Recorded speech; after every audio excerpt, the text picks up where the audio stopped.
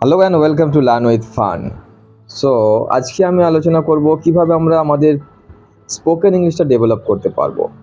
যখন আমরা আমাদের হাতের লেখা সুন্দর করতে যাই, আমরা কি করি? বারবার লিখি এবং সেটাকে সুন্দর করে একদম একটা লাইনে নিয়ে আসার চেষ্টা করি। ঠিক তেমনইভাবে আমাদের কোনো ল্যাঙ্গুয়েজ শিখতে গেলে আমাদের বারবার বলতে হবে।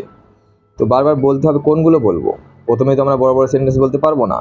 আর এমনকি আমরা যখন কথা বলি তখন খুব একটা বড় বড় সেন্টেন্সও বলি না, ছোটো ছোটো কথা আমরা বাংলায় বলি, যেগুলো জাস্ট ইংলিশে বললেই হবে।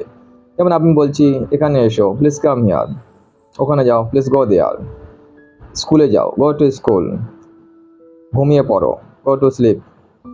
বা এই যে come, go, sit, run, walk, read, whatever, এগুলো আমাদের জাস্ট মুখে বলতে হবে। এবং যতক্ষণ আমরা বলা শুরু করব তখন স্পোকেনটা চালুই হবে না, আর চালু না হলে ফ্লুয়েন্সি আসবে কোথা থেকে?